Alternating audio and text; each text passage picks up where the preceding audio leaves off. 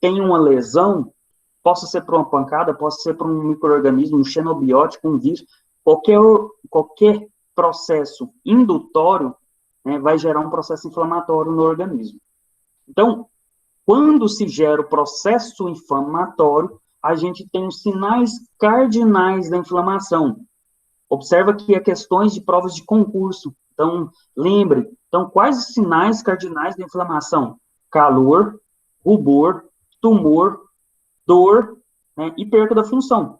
Porque automaticamente, quando se inicia todo esse processo, a célula perde a função, né, fisiológica do organismo. Certo? Quais são esses mediadores? Vamos lá. Né? A arteriodilatação. Então, para promover a dilatação, quais são os mediadores? Prostaglandina, histamina, bradicimina e óxido nítrico. Para aumentar a permeabilidade vascular, as aminas vasoativas, né, o óxido nítrico, então, a bradicimina, o leucotrienos, que fazem a atratividade e ajuda a permeabilidade vascular para fazer jogar os neutrófilos para dentro do intertício, né, por isso que a gente tem grande quantidade no sistema respiratório, e o PAF, que é a permissão de agregação plaquetária. E a quimiotaxia para fazer a atratibilidade? Os leucotrienos, B4 e as citocinas, né, inflamatório, pró-inflamatório, interleucina 1, interleucina 6, que são as principais. Claro que a gente tem as outras que vão intermediar. Aí tem a TN-alfa, muito importante, né, TN-alfa, que está sempre no processo inflamatório. Para dor, quais são as principais? Prostaglandina, bradicimina e citocina. Por isso que a gente utiliza anti-inflamatório na escada, né, sinérgica para dor, devido à prostaglandina ser um dos mediadores que aumenta, né, principalmente na dor neuroceptiva. Então, por isso que a gente tem que usar anti-inflamatório. Citocinas, TN-alfa está muito ligado, com interleucina 6 também está muito ligado no processo de dor, então a gente tem que usar, às vezes, imunomoduladores ou os opioides para intervir e inibir os canais, né, de sódio ou potássio, que a gente vai falar ainda pelos MICAP, e aí não ter a propagação, então, da dor. E o dano tecidual? Lisossomas, né, os macrófagos, neutrófilos faz processo de fagocitose, metabólitos de oxigênio, faz degradação, e o óxido nítrico, certo? Então, os anti-inflamatórios não hormonais. Os anti-inflamatórios não hormonais, eles têm esse nome, né, porque ele não parece o cortisol. Então, ele não tem a estrutura do cortisol, que é o hormônio endógeno que a gente produz. Então, a gente classifica, então, os anti-inflamatórios não hormonais, porque a gente não produz e ele não tem uma característica idêntica, então, ao cortisol, certo? E qual o conceito que a gente se tem, então, dos anti-inflamatórios não hormonais?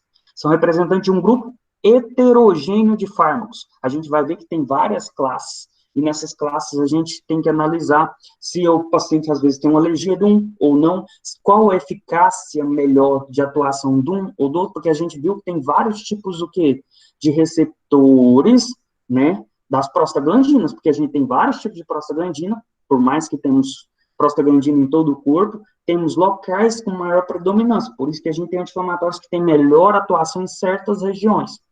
Então, seja ácidos fracos, quer dizer que ele tem um pKa maior, então ele tem melhor absorção aonde? No estômago. Então, aonde ele tem alta lipossolubilidade, então quer dizer que ele tem uma facilidade em atravessar por difusão, por maior facilidade, né, por causa de ser mais lipofílico. Você pega o log P dele, ele está em torno de 2, 3, melhor para atravessar. E por isso ele tem uma ação rápida, boa, efeito terapêutico excelente, só que a gente tem riscos, né, indesejáveis. A aspirina à parte, porque ela tem ligação covalente, né, irreversível em prostaglandina. Então, por isso que a gente tem uma dosagem mínima e consegue fazer inibição plaquetária. Ótimo, então chegamos no cargo-chefe, né? O anti-inflamatório-chefe que a gente inicia a nossa escola da química farmacêutica. Como assim? Por quê?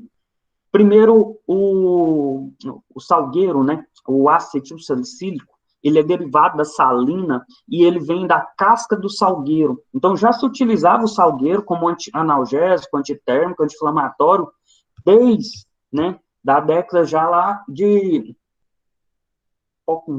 Aristóteles, né, o conhecimento. A gente já tem uma trajetória muito grande da utilização da casca de salgueiro, certo? Então, desde o período medieval a gente já utilizava, só que em 1838 que foi o primeiro que isolamento da estrutura. Como assim?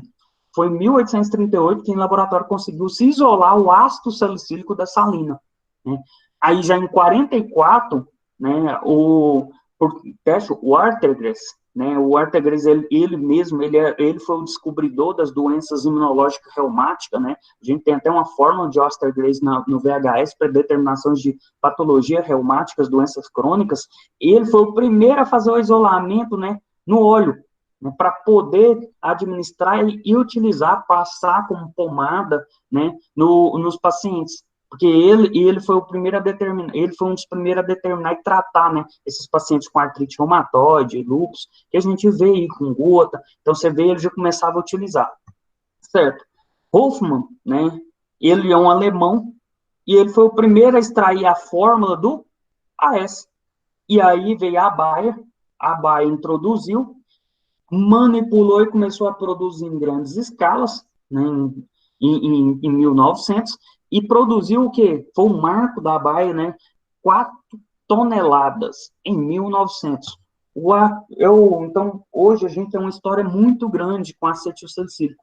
Por isso que a gente utiliza com maior tranquilidade, e a gente sabe muito os riscos, né, benefícios, a longo prazo, por isso que a gente utiliza um tratamento, então, para pacientes que teve infarto agudo do miocárdio acetilsalicílico, né, 100 miligramas, para prever os riscos cardiovasculares, né, e lesões, porque a gente tem um estudo muito grande a longa data, certo? E o consumo de 50 toneladas em 1994. Então, observa que, até hoje, é muito fabricado, é utilizado, custa barato demais, né, bem acessível à população, mas a gente tem os riscos, né, de efeitos adversos ruins a longo prazo.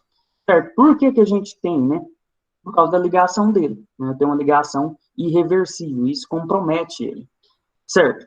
Quais são as classes químicas que a gente tem dos anti-inflamatórios não esteroidais? Então, a gente tem os ácidos salicílicos, né, os derivados. Então, observe que nós temos uma classe, uma fórmula molecular básica. E aí, do farmacofora, a gente faz as estruturas ligantes diferentes. Lembra que a gente tem estruturas inespecíficas e específicas numa estrutura farmacológica. Essas estruturas específica e inespecífica, as específicas têm ligação em certos receptores, e vai ser na prostaglandina, que através, e a inespecífica vai depender da propriedade química. Então, ele tem a classe, né, ácido carboxílico, deles derivou o quê? O ácido salicílico, aspirina, o acetilsalicílico. A classe, os ácidos acéticos, deles a gente teve duas famílias, né, e tornou, então, os fenilacéticos dos diclofenacos e os heterociclos, né, que é o endometacina e etedolaco. Os ácidos propiônicos, cetoprofeno, naproxeno, ibuprofeno, que é a indicação farmacêutica, né, então essa classe a gente tem a indicação farmacêutica. Os ácidos fenâmicos, né, o ácido mefenâmico, que a gente utiliza muito para tratamento para dor, né, de dismenorreia. O que é dismenorreia? Dor na menstruação, mulher que está de TPM, toma aquele pontinho postando, entendeu? Então, é um dos tratamentos. Então, a gente tem classes com mesmos derivados. Temos o que não é derivados, né? Então, tem os ácidos fenólicos, né, que é a pirazolona, que a gente tem a fenilbutazona, os oxicam, meloxicam, piroxicam, tenoxicam.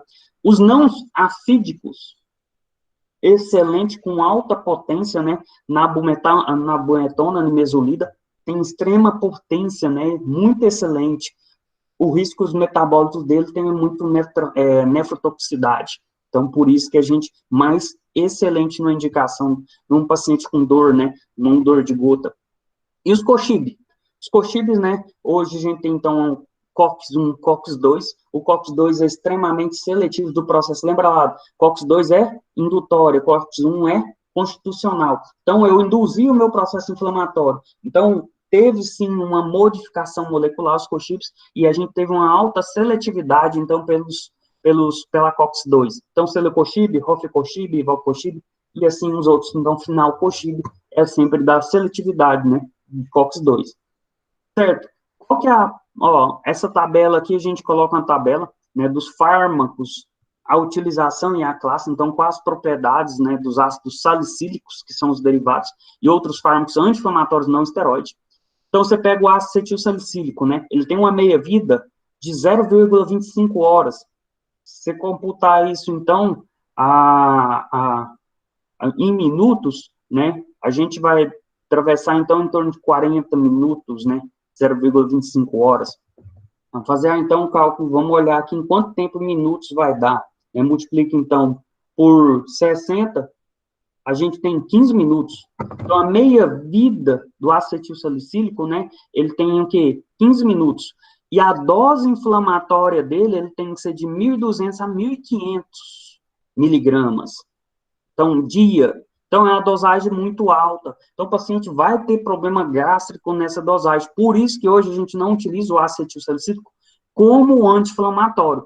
E sim, a gente utiliza como agregante plaquetário, né? Ou analgésico, né? Com criança, ou antitérmico em criança. Mas a dose recomendada para inflamação é alta. Então, a gente vai ter os malefícios maiores do que o benefício. Certo? Então, os dos salicilatos, a gente tem aí o celecoxib, meia-vida de 11 horas, ou por isso que é tomado o quê? 2 vezes ao dia, então 100 ou 200 miligramas 2 vezes ao dia. A gente tem o diclofenaco, 1h10, né, então, essa é a porcentagem de excreção, agora eu vou falar, com em torno de quê? Tomada 4 vezes ao dia. Por que 4 vezes? A meia-vida, você não tem em torno de 1 hora e pouco, então ele vai o quê? Decaindo. Então, são medicamentos que tem que tomar mais vezes ao dia. Por isso que a gente toma o quê? Medicamento com 1 hora de meia-vida, 4 vezes ao dia. Diflunisal, 13 horas, eu vou tomar 2 vezes ao dia, de 12 em 12 horas. Etodolaco a gente utiliza muito para dor, né? 6 horas, né? 4 vezes ao dia. Então, você vai observando que a gente tem uma meia-vida, mas ela também está interligada com excreção renal de forma inaterada. Como assim? Então, o meu medicamento anti-inflamatório, ele pode sair sem estar inativo? Sim. Então, a indometacina, ela tem uma perda de 16% de forma inativa. Né? Então, por isso que se eu tomo um medicamento indometacina, um paciente que tem problema renal, eu tenho complicação. Então, por isso que é bom sempre perguntar, você tem algum problema renal, Não, doutor, tem nada não. Por quê? Porque se ele tiver problema renal, ou insuficiência renal crônica, paciente diabético, começa a ter lesões renais, que aí onde a gente já conversou, tem que ter dosagem de creatinina maior, né? Maior de 1,3. Então, eu começo a ter uma preocupação, as tomadas de medicamento dele é diferente. Você observa, o piroxicam, 10% de excreção. Se ele não tiver, então, o rim para fazer essa eliminação de forma ativa do medicamento, né, ele vai ter intoxicação. E pega lá o celecoxib. Por que o celecoxib não é muito indicado para pacientes que têm problemas renais? Por causa disso. 27% de eliminação renal. Então, eu mudaria totalmente a minha postologia lateral aqui, galera. Entendeu? Então, eu tenho que analisar a forma de excreção com a postologia. Pacientes com problema renal, pacientes com problema hepático, com hepatopatas, a gente tem que modificar a postologia. Então, sempre perguntar isso. Não esqueça. Certo? Então, a fisiopatologia, então, a gente tem lá, a COX-1, né, que é o quê? A COX constitutiva, que ajuda aqui na citoproteção gráfica, atividade plaquetária, função renal. E a induzida, 2, né? A gente tem um processo de inflamação, dor e febre. Que lembra que a interleucina 6 e a TNA-alfa está encarregada dos mediadores de inflamação e de febre lá no hipotálamo. Lembra lá que eles chegam, né, no hipotálamo, no núcleo paracelular, e aí ele o quê? Induz aumento de temperatura, né, porque não está correto. Então, a gente tem um mediador. Por isso que a gente utiliza, então, anti-inflamatório para dor e febre. Ué, mas peraí, qual que é para dor e febre? Ibuprofeno. Dependendo da dosagem, ele é. Nem todos os anti-inflamatórios são indicados como antitérmico, certo? Lembra bem disso. Uai, então o analgésico, então a dipirona, o paracetamol, eles também atuam nesses mediadores? Sim, didaticamente, eles são classificados, né, na classe dos anti-inflamatórios, né, porque não sabe elucidado bem o mecanismo de ação, mas acredita que a variação da COX-3, das prostaglandinas, no sistema hipotalâmico, que é a atuação. Então, coloca-se que eles são inibitórios. Por quê? Já perceberam, em certa concentração, eles fazem inibição de COX, até COX-2. Então, por isso, né, eles são utilizados e catalogados em cima dos anti-inflamatórios. Certo? Então, a gente tem os anti-inflamatórios que sabe que induzem, então, processo para febre. Então, ibuprofeno, a gente utiliza, paracetamol e analgésico, que mais à frente a gente vai comentar. Certo, quais os efeitos adversos? Dispepsia, dispepsia, que é dor, né, então aquela dor epigástrica, o paciente vai reclamar, úlcera, né, úlcera hemorrágica, devido provocado por processo de inflamação, e sangramentos. E hepático, alterações enzimáticas, vai fazer a dosagem de transaminase, né, TGO, TGP, vai dar alterado. Então, o paciente chega, às vezes, com um exame para você ler lá, você olha lá assim, TGP, gama GT, vai tudo alterado. Você toma algum medicamento, você tem que perguntar, porque tem medicamentos que aumentam, então, as transaminases. A diminuição de agregação plaquetária, o aumento de sangramento, e problemas renais, né? Então, diminuição da filtração glomerular. Então, eu acabo sobrecarregando o meu rim quando eu utilizo anti-inflamatório. Certo? E qual a inibição da COX-1? Com 80% em ensaio clínico total, né? Então, é um estudo, né, por Emmer. Ele fez, então, a porcentagem de inibição da COX-1 em cima dos medicamentos. Então, eu vou olhar lá, então, todos esses daqui, qual que teve menor, então, atuação e seleção, inibição pela COX-1? Olha lá, meloxicam, etodolaco, nimesulida, celecoxib, tomoxiprol. Opa, então, a partir que eu vou aumentando o gráfico aqui, eu tenho maior inibição da COX-1? Sim. Por isso que nimesulida, ele é bem seletivo a COX-2, né? O problema é que ele tem os metabólicos que são liberados depois, mas excelente. Então, o celecoxib, ele tem uma breve inibição, mas ele não é totalmente seletivo para COX-2? Sim, mas já apresentou em concentrações inibição de COX-1 em certas regiões. Então, por mais que ele seja mais seletivo, ele é extremamente seletivo em COX-2 de processo inflamatório, mas ele ainda inibe um pouco de COX-1. Esse trabalho apresentou. Certo? E essa tabela aqui, né, é um analgésico inibidor específico, né, de uma revista de anestesia, e a gente tem a especificidade dos anti-inflamatórios não esteroidais. E aí eu coloco lá, ó, inibição, a concentração inibitória mínima, né, 50%, né, inibitória de 50%. Então, a concentração inibitória de 50% da COX-1. Então, eu tenho uma mínima, né, para diminuir essa concentração em 50%. Daí, qual que é essa dosagem? Eu peguei a aspirina, eu vi que a aspirina tem uma dosagem de 0,67, né, micromol, com 278 de COX-2. Opa, na mesma concentração, ele tem uma boa ligação, né, boa inibição com COX-2, mas ele inibe bastante COX-1, né, se você colocar a relação aqui, ó, entre os inibidores de COX-2. Então, você vai ver aqui, ó, COX-2 e COX-1. Você tem, então, uma maior concentração em aspirina. Mas aí você vai pegar ácido mefenâmico, né? Os mefenâmicos que a gente utiliza lá tem inibição tanto de COX-2 e COX-1. Então, a proporção de 1,87. Aí, os inibidores específicos de COX-2. Você pega uma relação, ó, entre COX-2 e COX-1, ela é bem baixa entre a relação de não inibidores não seletivos de COX-2. Entenderam? Então, essa concentração, eles avaliam e fazem a separação. Então, cetorolaco, que a gente utiliza muito para dor, etodolaco, processo inflamatório, muito bom, e até para dor a gente utiliza, que são da mesma classe. Por quê? São bem seletivos para COX-2. Meloxicam e mesulida, tá lá, então, na classe que a gente indica, excelente, né? E rofecoxib e celecoxib.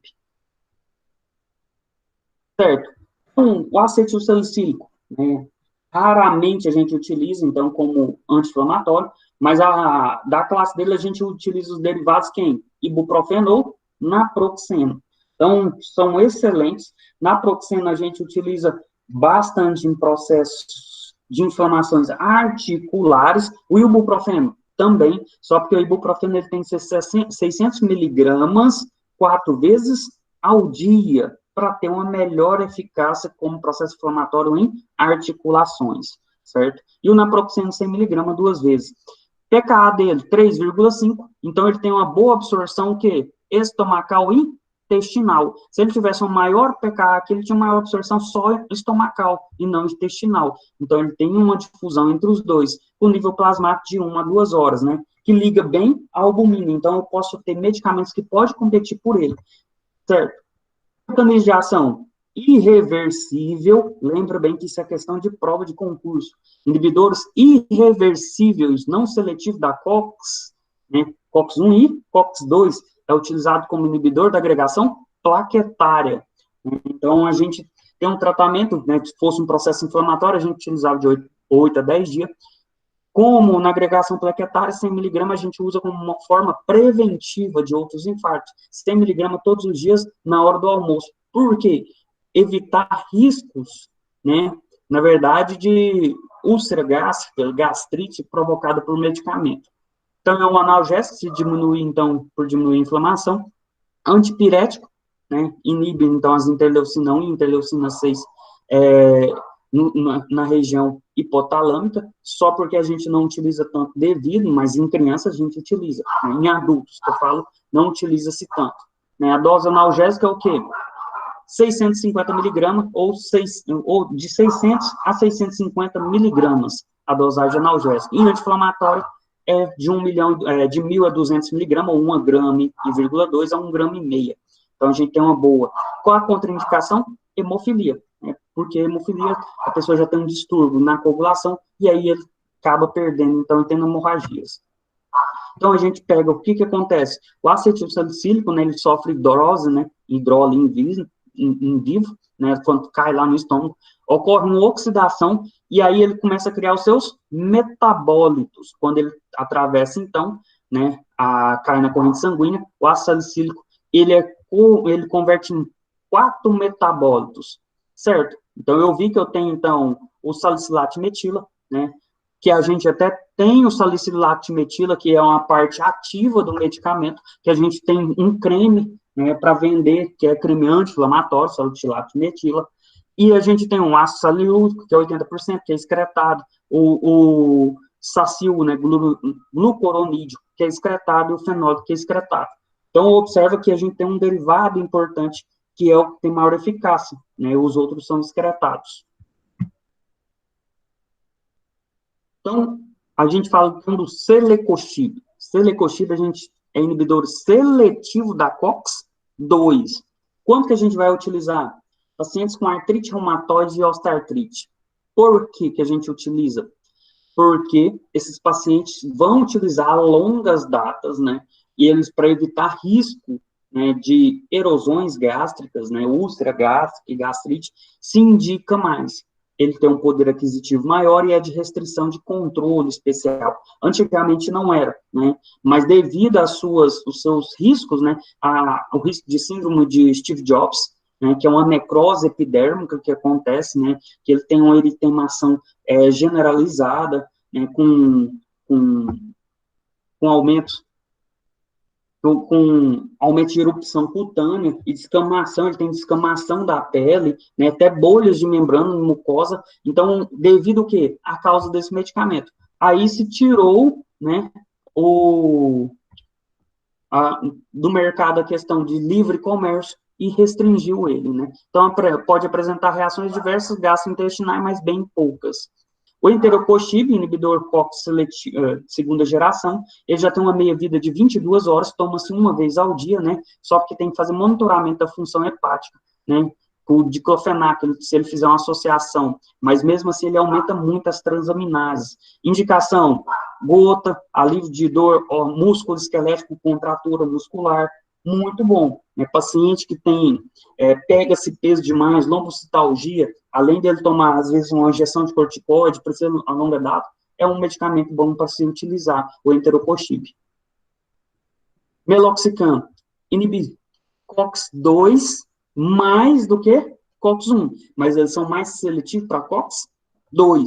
Tratamento, então, de doença reumática, osteoartrite, né? tem menos sintoma gástrico e não interfere na função plaquetária. O tenoxicam é mais utilizado, né, via hospitalar do que o meloxicam. Por quê?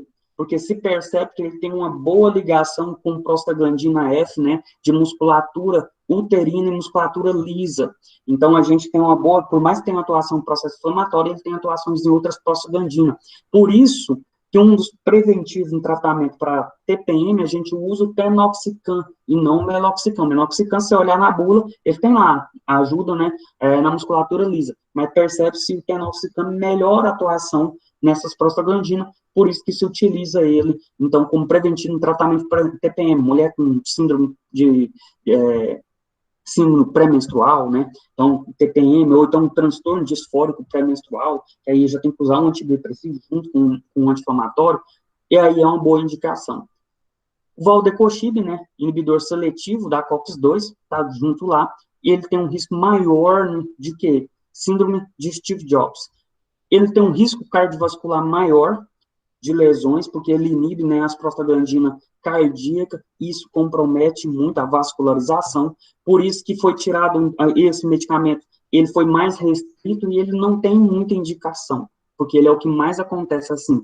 Mas, professor, o Celebra também acontece? Acontece, né? O Fecoxib também acontece, mas esse foi o que teve maior quantidade de casos presentes, né, quando foi produzido. Então, essa é a síndrome, né, de Steve Jobs. Observa que ela tem, então, erosões, né, cutâneas, que é erupções cutâneas, né, eritematosa. Observa que eu tenho delimitação, ó, a placa não tem uma forma, um contorno, então ela é sem contorno, e ela é aburlada, ela pode ter descamação da pele, então é uma forma generalizada, por uso de anti-inflamatório, então, seletivo de COX-2. O diclofenaco, esse a gente usa demais, né? Inibidores de COX-1 e 2, então ele não é seletivo. Diclofenaco é misoprostol. Por que o misoprostol? Utilizava-se, então, diclofenaco e misoprostol, porque o misoprostol para estimular a produção de prostaglandina gástrica, certo? Principalmente em homens. Isso era o processo que utilizava. O misoprostol hoje foi restrito, né? Antes, quando ele era no mercado, o misoprostol junto com o diclofenaco. Diclofenaco junto com omeprazol. Isso já é uma indicação até constante nossa. O paciente que toma diclofenaco constantemente, mora na fazenda, pega peso, você passa um omeprazol dele para melhorar o problema gástrico dele, porque ele vai apresentar o quê? Pirose, né? Aquela queimação, vai precisar de dispepsia, que é aquela dor gástrica. Aí você vai passar o quê? Omeprazol, que parece sintomas de gastrite, por causa de provocação do medicamento. Às vezes é melhor você trocar o medicamento, inverter e utilizar, às vezes, um mais seletivo para COX-2. Então, a gente tem colírio, né, que utiliza muito no processo de estrabismo e diversas vias de administração, que a gente tem, então, intramuscular, subcutâneo, né, administração de adesivo intradérmico e via oral. Diflunisal, pouco prescrito, porque ele tem um ciclo enteroempático, então, pacientes com problemas hepático, a gente não prescreve. Ele é mais utilizado para pacientes que estão em tratamento de câncer, né, em dor cirúrgica dentária, pode se utilizar, mas é muito pouco. O diflunisal, os dentistas utilizam o gel oral, mas é muito pouco. Principal indicação que a gente é alívio da dor do câncer, né, porque ele ajuda muito nos processos de dor. O ertodolaco, né, são todos do mesmo classe. Inibidor COX-1 e COX-2, tem menor toxicidade gástrica, né, e é um dos mais utilizados, ele, o cetorolaco, mais utilizado para dor pós-operatória, né, e cirurgia, não só arterial coronariana, dor pós-operatória em geral. Se associa no tratamento de dor, etodolaco, né, com analgésico dipirona, com paracetamol, que é melhor mais analgésico, paracetamol ou dipirona, né, e ou um opioide fraco, né, um tramadol, codeína, ou então pode associar com forte, ou usando um adjuvante junto, um antidepressivo, um anticonvulsivante. Então, observa que é um medicamento muito utilizado para dor.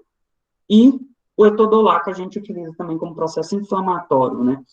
Amigdalite, né? O fluoxetina, então, a amigdalite utiliza, quando tem uma amigdalite hipertrófica com um aumento grande, você indica. Fora isso, se é um processo o quê? Bacteriano ou viral, você não indica anti-inflamatório, inibe os mediadores, lembra lá das células inflamatórias, então a quimiotaxia vai reduzir, vai diminuir células de defesa, então complica, então atrapalha um pouco o processo inflamatório. Fulbuprofeno, então melhoramento, então segunda geração do ibuprofeno, é mais indicado para espondilite anquilosante, né, ansiosante ou anquilosante, tem uma boa indicação, artrite reumatoide e artrite. A analgesia perioperatória e cirurgia de orelha, tem-se uma prescrição boa no hospital, né, e as faringites, nas pastilhas que apresenta.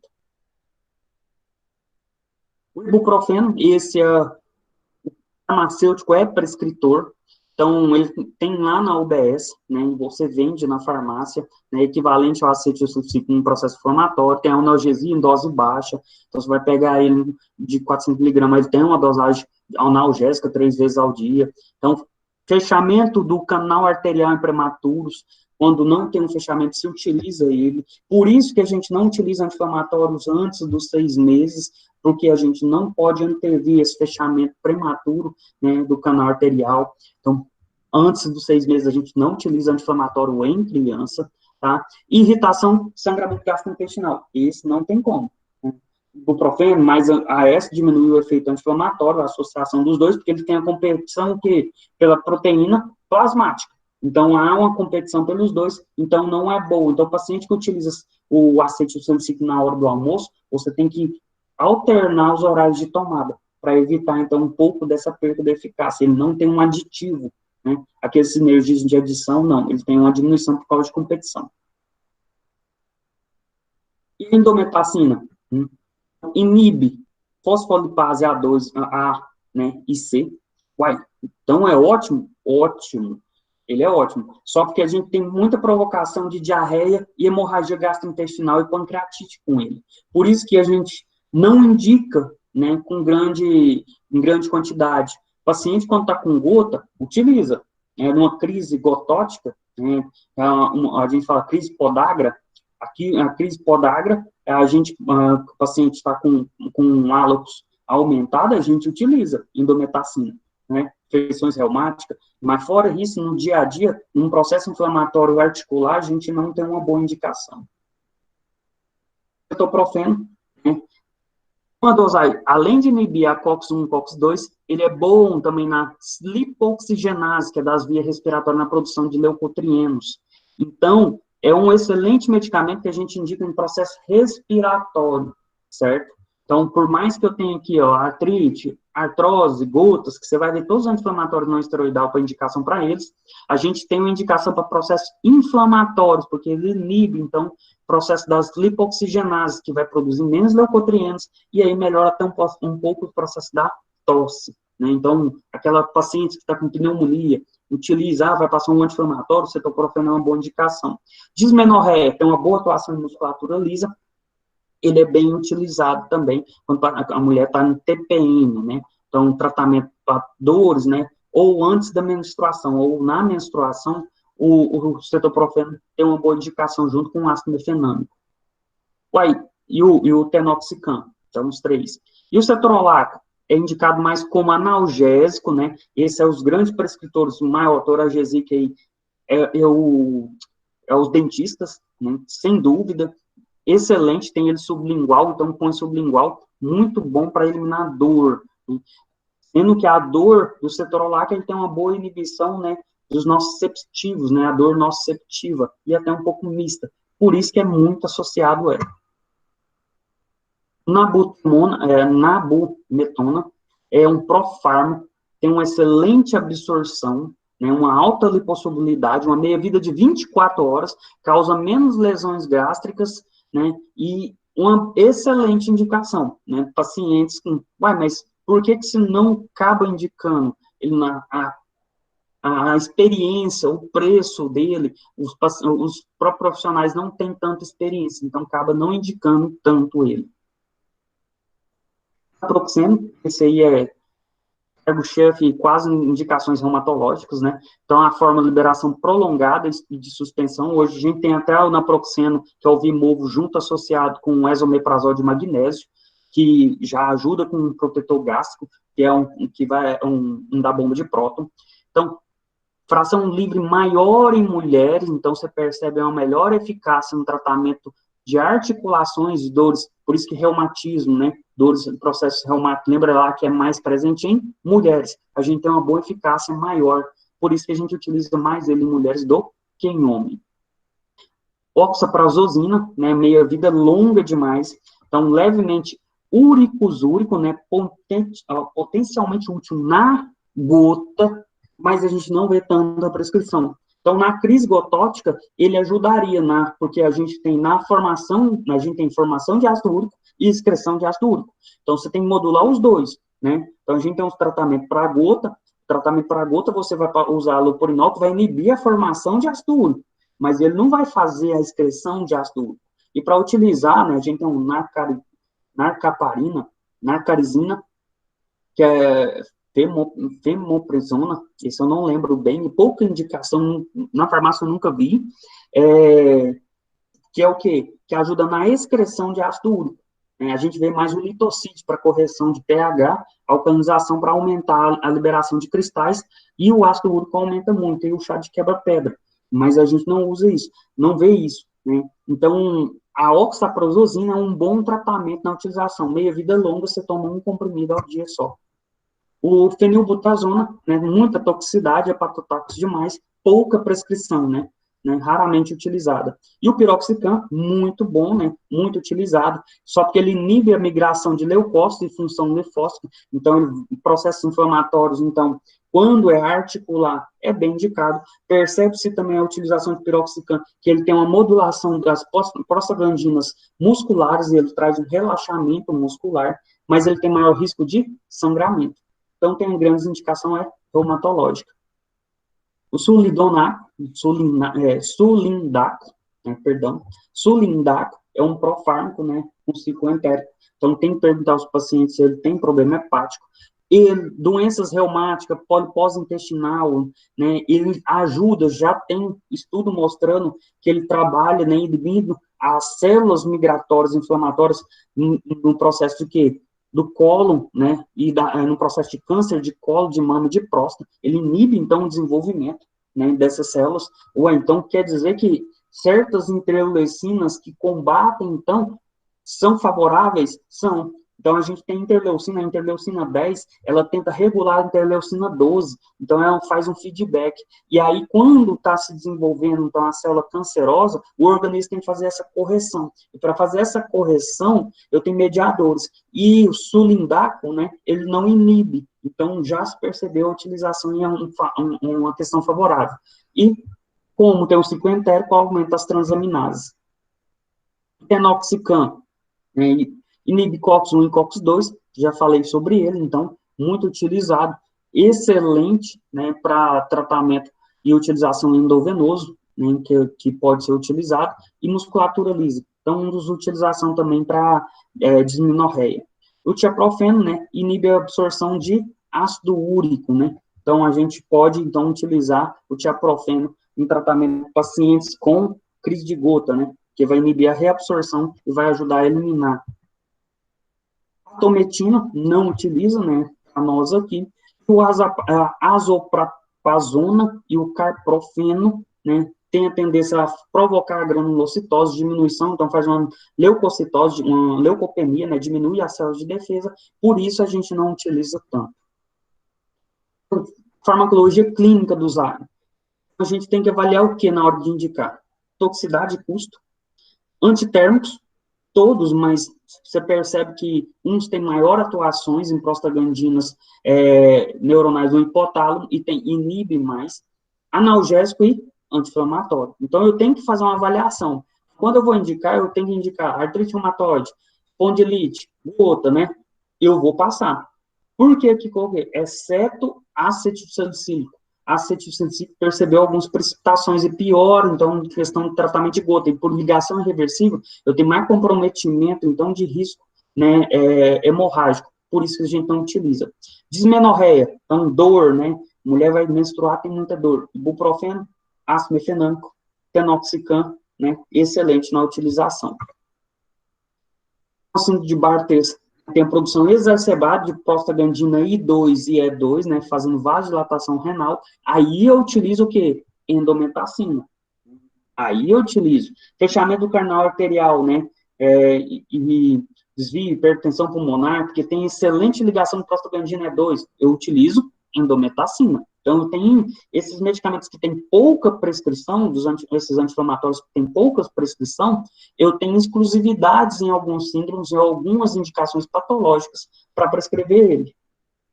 Câncer de colo, né, OX2, o acetilsalicílico, né, inibe o processo de angiogênese, e o mal de Alzheimer a nível cerebral, acredita-se que tem um processo, acredita não, o mal de Alzheimer, a gente tem a proteína tau, né, que provoca um processo inflamatório, por quê? Porque ele ocasiona um emaranhado, e esse processo é tóxico, né, a gente tem uma proteína tau e beta-amiloide, vou lembrando, a beta-amiloide, né, a proteína tau, ela faz uma correção dos microtúbulos dentro do neurônio, e a proteína tau, ou a beta-amiloide, ela é uma correção que acontece, né, que faz um rompimento, e ela é liberada para um meio cerebral e ocorre uma toxicidade. Nessa toxicidade ocorre o processo inflamatório, COX-2, lá. E aí eu utilizo um anti-inflamatório que consegue atravessar bem a barreira hematocefálica, que é a endometacina, né? Então ela tem uma indicação boa no mal de Alzheimer. Esses metabólicos com produção excessiva de purina, com depósito de uratos nas articulações, então urato, pirofosfato, né, que são urato de cálcio, quando eu tenho, então, gota, o paciente tem muito depósito de urato de sódio, né, e o paciente também pode ter precipitação de pirofosfato, então eu tenho que analisar qual o formato. O paciente que tem processo, né, problemas metabólicos, numa produção excessiva de purinas, se você olhar, você adquire aonde? Né? Pela carne, frutas cítricas, carboidrato. Opa, então tem várias formas de adquirir então, as purinas? Sim. Então, as purinas, elas são quebradas, e quando elas vão ser metabolizadas, né, ela vai formar, então, daí a formação do ácido úrico, e aí ele não fica na forma de sal. Quando ele não é convertido, ele fica em formato de sal, que é o urato de sódio. Aí ele começa a precipitar nas articulações e na cartilagem. Então, eu aumento a quantidade, nível de urato, né, depósito desse urato, por causa do nível alto de ácido úrico, né, produção excessiva, e aí eu tenho a produção e tenho a excreção. Tem pacientes que têm excreção normal. Eu vou ter que avaliar, então, a excreção dele, que é menor de menos de 800 miligramas dia. Tem gente que é maior que 800 miligramas dia. Eu tenho que avaliar, então, qual é essa excreção, então, de ácido úrico. Então, se ele tem excreção diminuída, eu vou ter que utilizar um medicamento que ajuda a aumentar a excreção. Se eu tenho, então, né, a produção excessiva, eu vou utilizar medicamentos que param essa produção.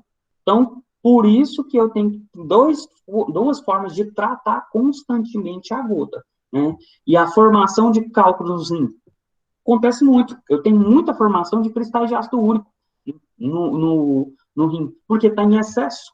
Então, ele começa a se acumular. Lembra que os cristais, até os uratos, eles são de pontas, então acontece de ter lesão, e é onde acontece de ter matura, então, na urina, presença, por causa do ácido úrico, né, dos cristais de ácido úrico. Então, a gente tem que avaliar. Aí é onde se utiliza o chá de quebra-pedra, o litocide, que é para o quê? Corrigir o pH e aumentar a excreção desse tipo de cristais, certo?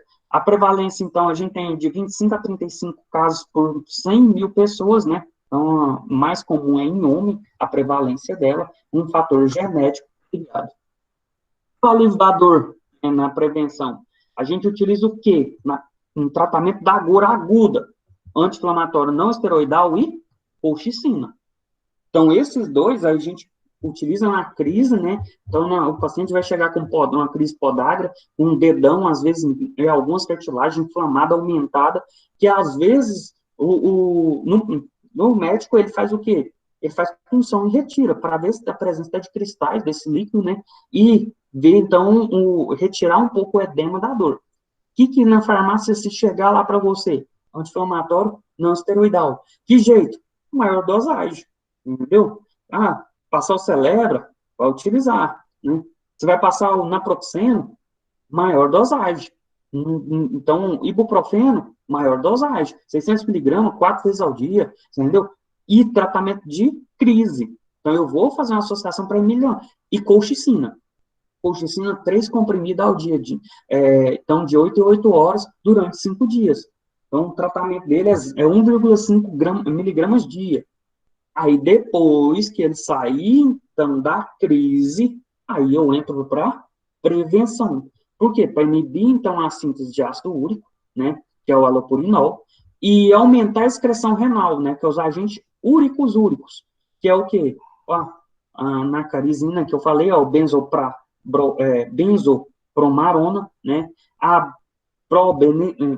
probenecida e a sulfimpirazona. Então, são esses 3 medicamentos que a gente utiliza, mas para utilizar eles para prevenção, eu tenho que fazer dosagem. Dosagem de ácido úrico de 24 horas para ver se o paciente tem problema na excreção renal. Senão, não tem como tratar. E mudança alimentar, não farmacológico. A mudança alimentar, a diminuição de frutas cítricas, de carne, e principalmente o álcool, que aumenta as crises. O paciente, chegou para você em crise, pouco tempo ele ingeriu bebida alcoólica. Né? O paciente tem muita crise, ele bebe muito. O que a colchicina faz? Ela faz um ataque agudo na artrite gotosa. Como assim? Ela impede a migração dos neutrófilos, né? Ela bloqueia, então, a inibição pelos microtúbulos, né? E aí ela tem uma inibição e diminui, então, a migração dos neutrófilos para articulação. Se vai diminuir as células, que vai ocasionar, né, uma lesão e a deterioração do epitélio, né? Vai inibir a liberação de estaminas e de mediadores, e vai inibir a secreção de insulina também. Então, pacientes que é diabético não é favorável, e esses pacientes normalmente têm uma tendência a diabetes. Então, a estamina vai melhorar a vasodilatação, então eu vou melhorar uns processos de dor, e vai inibir também a formação de uratos, certo? Via oral, 30 minutos a 2 horas, né, de 1 a 8 miligramas. O tratamento recomendado pelo protocolo de reumatologia é o quê? 1,5 miligrama dia, né? Esse é o protocolo. Via oral, que se olhar na bula, tem lá de até 8 miligramas, o que se trata 3 comprimidos dia. Dor, edema e eritema, né, reduz em 12 a 72 horas. O uso prolongado faz o quê? A granulocitose, e a gente tem uma leucopenia, e aí eu tenho riscos de processos, de infecções sugestivas de vírus e bactérias depois. O halopurinol inibe a biossíntese, né, do ácido úrico, né, diminui a concentração plasmática, reduz a formação de cálculos renais, então pacientes que têm presença, ele vai utilizar de vez em quando o litocite, também para ajudar, né, metabolizando, então, o oxpironol ativo, e a probenicida aumenta a deporização, mas eu tenho que avaliar esse paciente se ele tem excreção de quê? De 100 a 80 miligramas dia. Se ele não tem excreção, eu uso, então, um úricos úrico. Se ele tem a excreção normal, eu não utilizo, entendeu? Então, não é o tratamento, não é porque ele tem gota, eu vou utilizar um e o outro, eu tenho que avaliar também o fator renal dele, para eu não ter uma prejudicação depois.